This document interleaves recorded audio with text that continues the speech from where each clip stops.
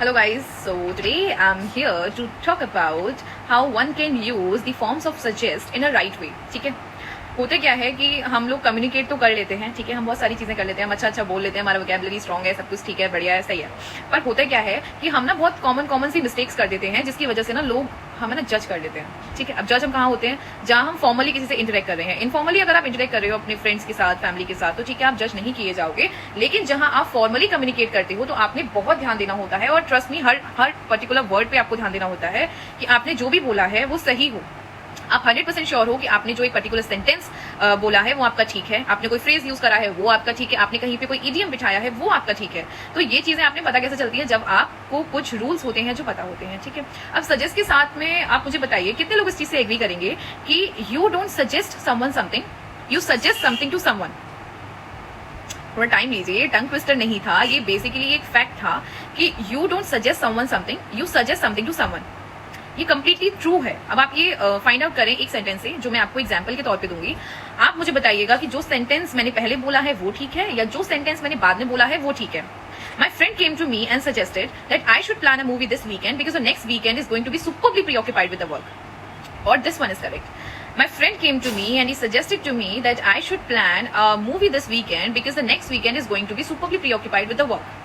So the majority of the people who are saying that the first answer is correct or the first example is correct, and they are right, because the second one is wrong.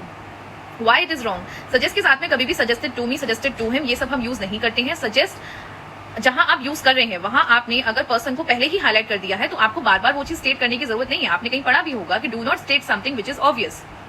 यही चीज होती है, जो facts, जो चीजें obvious हैं उसको बार बार अगर आप स्टेट करोगे तो सामने वाला आपने थोड़ा हल्का ही समझेगा। समझ रहे हो? तो वो चीज हमें नहीं बार बार दोहरानी होती है कि आप जिस भी इंसान के लिए आप बता रहे हो कि माई फ्रेंड सजेस्टेड या माई कलीग सजेस्टेड या व्हाट्सोएवर, ठीक है, आप सजेस्ट के साथ में टू मी नहीं यूज करेंगे। Suggest that, suggested that, suggested to me नहीं आएगा, सजेस्ट टू मी नहीं आएगा, सजेस्टिंग टू मी भी नहीं आएगा। सजेस्ट की तीनों फॉर्म्स के साथ में आपने ये चीज ध्यान रखनी है, क्योंकि सिंपल सा रूल है, दिमाग में बिठा लो।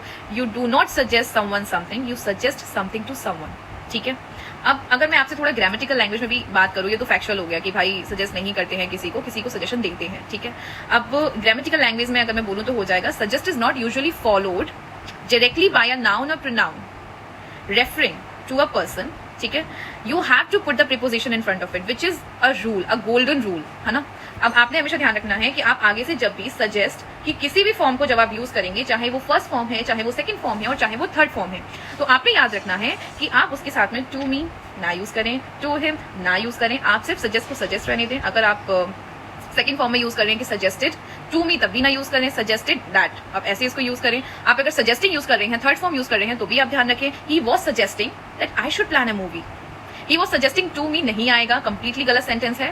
फॉर्मली तो बिल्कुल भी आप इस गलती को ना दोहराएं। ठीक है, आगे से हमेशा ध्यान रखें जब भी आप सजेस्ट को यूज करें तो थोड़ा अपने सबकॉन्शियस में इस चीज को बिठा लें कि यार मैं सजेस्ट बोलने वाला हूँ, इसके साथ में मुझे टू मी और ये सब तो नहीं ऐड करना, मैं सजेस्ट ठीक से यूज कर रहा हूँ या कर रही हूँ ना, तो ये ध्यान रखना है। ठीक है, so this was it for today and I hope आपने एक कुछ तो सीखा होगा यार। आई मीन बहुत सही सी चीज मैंने बताई है, क्योंकि ये बहुत कॉमन मिस्टेक है जो लोग करते हैं।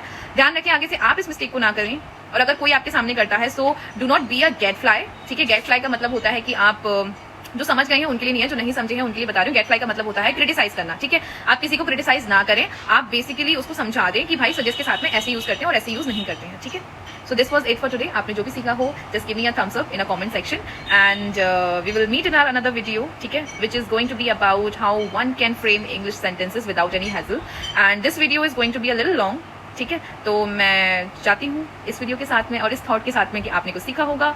And do not forget to like, comment, share and subscribe to my channel. Just support a bit and see you, take care, bye bye, happy learning.